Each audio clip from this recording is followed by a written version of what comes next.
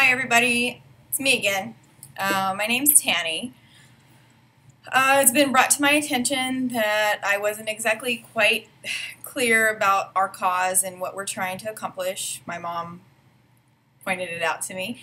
But I just wanted to make another recording because we do have a link below and you can read the whole story. It's long, so verbally speaking, it would take forever to explain the whole situation. But basically what we're trying to do is we're trying to raise approximately $6,000. We are in the military. I say we because, I mean, Army wives, they do a lot too. But my husband's in the military. He's been in the military for going on 16 years in April. Yes, we have health insurance, just health insurance like everybody else does. But our health insurance is basically like everybody else's. You have co-pays, you have things that you still have to pay for. But basically what we're trying to do is, I was fixed. I got my tubes banded whenever I was 21. It was, let me see, 2 months after my 21st birthday. My youngest daughter was 4 months old, and I made the decision to get fixed. My husband, which wasn't my husband at the time, he was actually my brother's best friend growing up in middle school and part of high school, had come home on leave, and he grew up in our family. I mean, he was part of our family.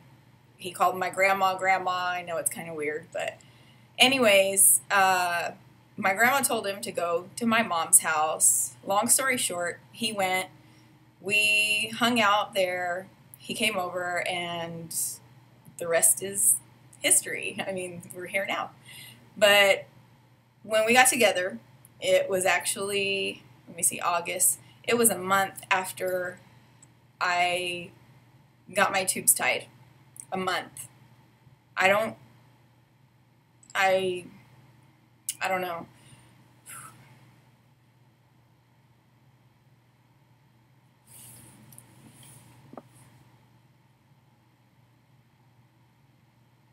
Just a minute.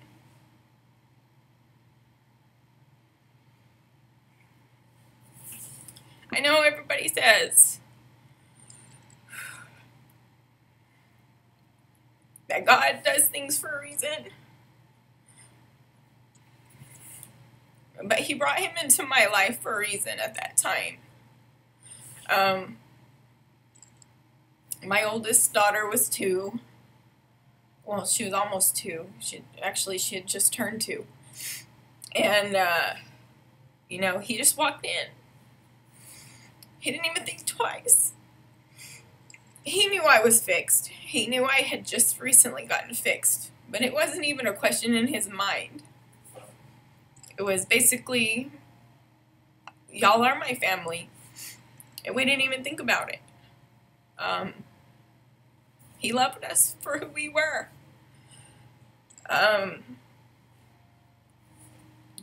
We thought about it. We got married. He went back to Iraq for 6 months. And then he went back to Italy. We got married. When he came home, he changed his jobs because his job was very dangerous. So he wanted to be around to watch our kids grow up.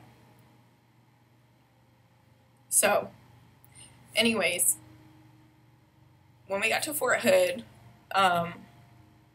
we were here for 5 years.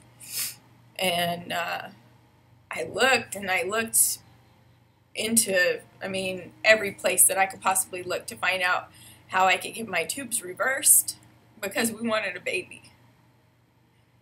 I came up empty-handed every time, and he deployed back to back to back. And the funny thing is his last deployment, I went to church with this girl, and she was actually a labor and delivery doctor. And she I'm so freaking emotional. Um, you know, I told her everything that was going on, and she was a blessing from God, because if she hadn't done what she did, then I wouldn't even have had a chance in those few years that we were trying. She put in a referral. I got a referral, and I got my tubes reversed here at Fort Hood. We got pregnant. After we moved out from here, we went to Arizona. We got pregnant 3 times. Every single time we got pregnant in September for 3 years straight. And around the same time, every time we would lose it. It was hard.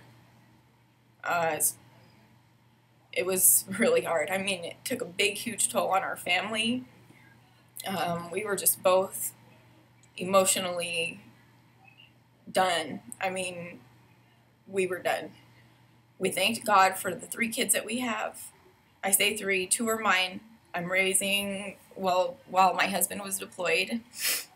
I began raising my nephew. We got him when he was 8 months old. He's a blessing in disguise. Sometimes I think that maybe God, you know, that's the child that God sent to my husband and me. That's the child that we're supposed to have. Even though he's not biologically ours, he's our baby.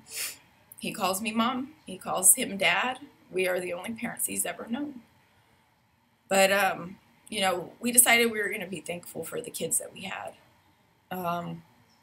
We stopped trying. I stopped taking the medicine to help get me pregnant. And that was it. We moved. We came to Fort Hood. We were just living, the typical life, taking the kids to school. I was homeschooling. And then I got sick. And the last thing I thought that, I was going to be pregnant. There's no way. I mean, it wasn't even the right symptoms for me to even be pregnant. But I was like, this is going on 2 weeks. This is getting to be too much. I'm going to go ahead and see what it is. So I took a pregnancy test, and I was speechless. I told Devin about it, and we just cried because it was such a scary, scary thing. We'd been down this road before. This time we were so excited. Because we thought, oh my goodness, we didn't try. We were like, if it's meant to be, then it'll happen. God makes things happen in His time. And we were like, this must be His time. We weren't on any medication. We were just doing it the way we thought God would want. Actually, we weren't even trying. So, they monitored me for over a month. And they couldn't see anything.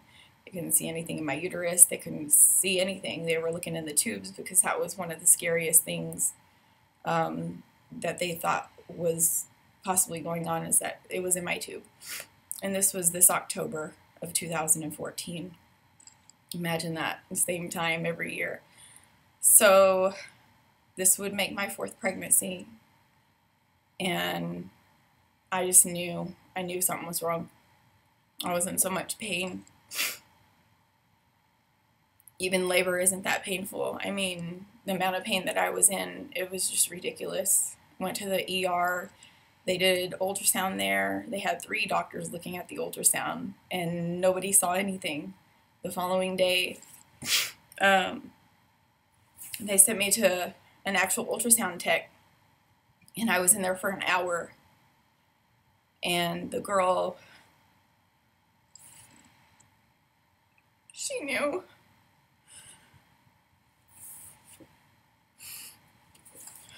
She knew what she saw.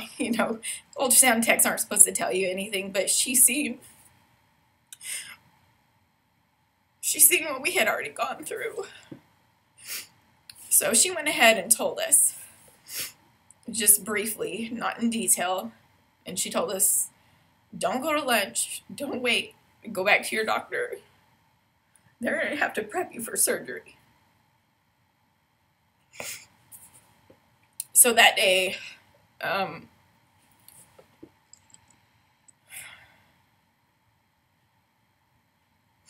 that day I went into surgery, and I came out. I didn't talk to a doctor.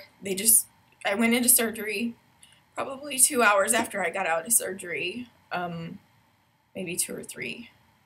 They released me, and I had to hear everything from my husband, what they found, and everything like that. So they couldn't save my tube. The baby was in my tube. The baby was already the size of an egg. They couldn't save it. They couldn't save my tube. They just took it all. So we are where we are because of this.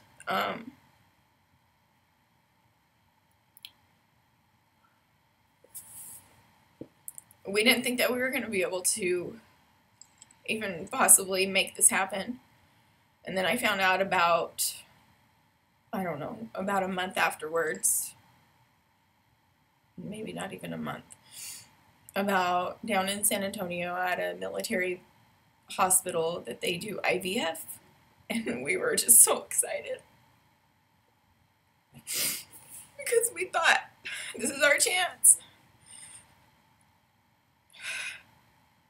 And so far we've gone through everything, all the testing, all the blood work.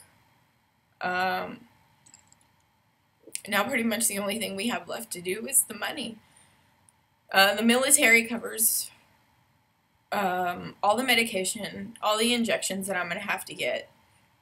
The only thing they don't cover is the cost of the actual physician that comes in and does it, because they outsource that job because they don't have anybody in the military to do it. So they bring in a doctor from San Antonio IVF Center, and every penny goes to that physician. Everything that we pay goes to that doctor. The military doesn't see any of it. We don't see any of it. It goes straight to that doctor. Anyways, so I guess basically I'm making this video just to give you the exact reason why we're doing what we're doing. Yeah, I'm sure I could get a loan, but I don't want to get a loan. I don't want to have a baby and say, oh, I'm still paying for my baby, even though my baby's already been born. I had to finance my pregnancy. I don't want to do that. If it's God's will, then we'll come up with the money somehow, some way. I mean, and the older I get, obviously the older I get, the lower the chances are that I'll have a successful pregnancy. Once I hit 35, which I'm going to be 33 this year, once I hit 35, they drop tremendously. I mean, almost, I think the paperwork that they gave us said less than 10%. Right now, from what they've seen on the ultrasounds and everything like that, for somebody my age, it would typically be about 20%, but the lady said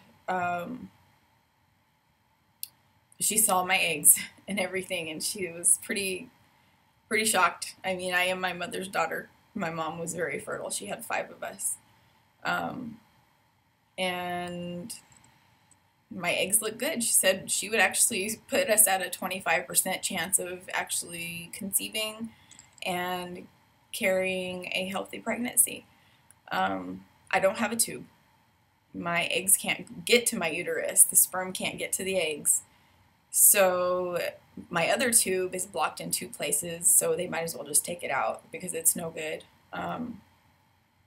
Even if I wouldn't have had it banded whenever I was 21, my right tube has never been good. That means I had 2 babies out of 1 functioning tube this whole time, and I thank God for that, because without that 1 tube, I never would have had my babies. But I want to ask for your help today. I just want to ask for your help. Like I said, below there's going to be a GoFundMe link. You just have to click the arrow and drop it down. I mean, this is our story in a short version. It's kind of a short version, 15 minutes. If you can help, we would be very, very appreciative. If you can, even if it's $1, we'll take what we can get.